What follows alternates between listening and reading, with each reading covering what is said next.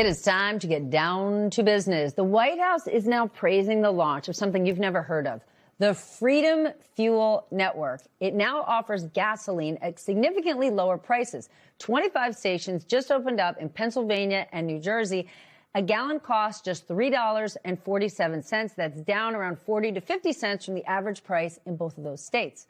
The White House says this is being done through a private company and that the administration is not playing a role in it, but that is all they're saying. So let's bring in Ron Insana, MS Now business analyst and publisher of The Message of the Markets on Substack, and Max Chapkin, Bloomberg Businessweek journalist and host of Bloomberg's Everybody's Business podcast. Okay, that's a huge difference in price. How is this even possible? And I hate to say this, but the fact that it's called the Freedom Fuel Network makes my spidey senses go off of like, what's up? Well, I think this is more a marketing thing than anything else. This price, $3.47, I think it is, if you are a Trump fan, it is undoubtedly a cool price. 47 If you're not president. a Trump fan, if you're any fan, right? If you're any fan driving in New Jersey or Pennsylvania and there's a gas station with cheap gas, you're going to go there. Hang on. If you look at gas aggregators right now, you'll see that $3.47 is a good price. It is not the only gas station offering $3.47 in the Philadelphia area.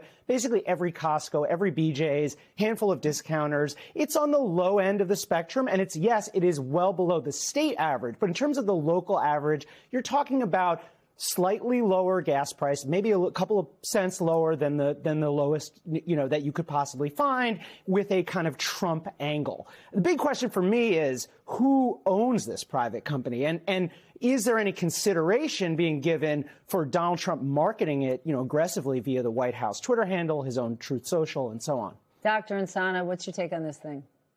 Well, I mean, what's really interesting to me, Steph, and not just the pricing and the kind of really opaque nature of this program, but there are as many as 190,000 gas stations in the United States. When you count convenience stores and small local independent stations, that 25 station number is literally a drop in the bucket. And so it's not something that's widespread. It'll have some impact in certain areas of Pennsylvania and New Jersey, but this is not the answer to the problem that we have. And as long as this war goes on, as long as the Strategic Petroleum Reserve is now only 19 million barrels above its lowest level since 1983, we have an oil problem.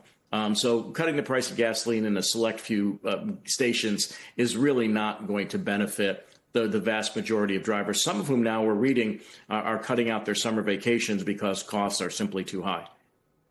I also want to know who's behind these businesses. How did they come to be? New topic, though. Let's talk about Kalshi. Everybody knows Kalshi at this point.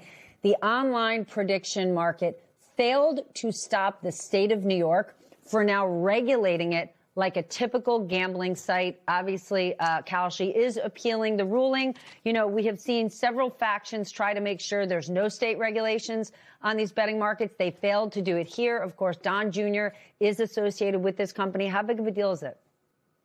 Well, I think it's a pretty big deal insofar as, gambling has always been a state-regulated enterprise. What's really interesting in New York is we have 3 casinos being built here, one of which is right near Citi Field and it will be run by Steve Cohen, who owns the New York Mets. So there is a lot of internal competition in the state for the right to gamble, whether it's on site or whether it's on your phone. And so there's a real battle going on here, not only between the federal government and the states, but between the operators of casinos and then the operators of all these other gambling sites.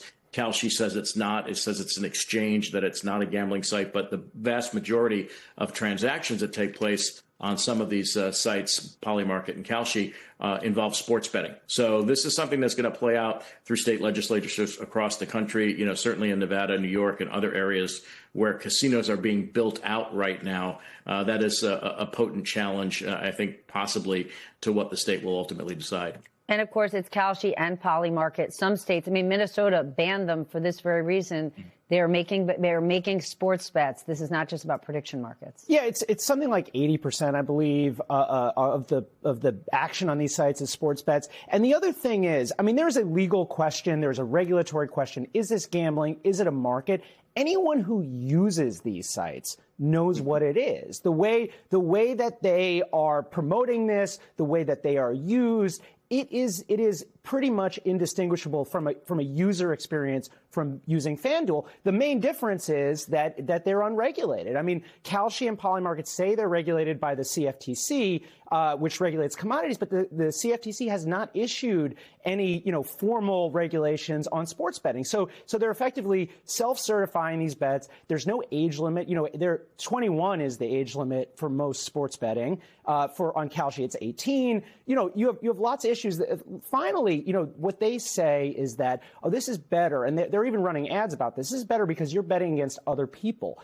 The thing is, the people you're betting against are often sophisticated, like Wall Street hedge funds and traders, these professional market makers. And when you look at the aggregated numbers on losses, most people who use these sites are losing money. This is not some kind of way to invest money. It's gambling for most people. A few months ago at the NBA All-Star Weekend, I interviewed on a stage the CEOs of Kalshi, Polymarket, FanDuel, and DraftKings. Do you know why?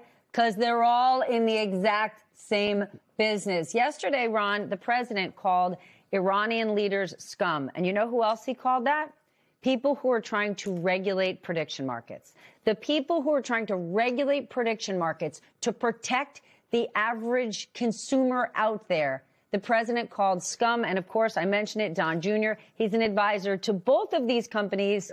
How is that? How is the president potentially putting his thumb on the scale going to impact what happens with these regulations? Because again, he is the federal government. He is not the state government. Yeah, but I think we know how this works out. He's been putting the thumb on a scale for a wide variety of different industries, as you and I just discussed a couple of days ago. And so the Commodity Futures Trading Commission has turned a blind eye to so many different conflicts of interest. They're presumably the regulator. Kalshi calls itself an exchange because it's a bet between, if you will, or a trade between two people.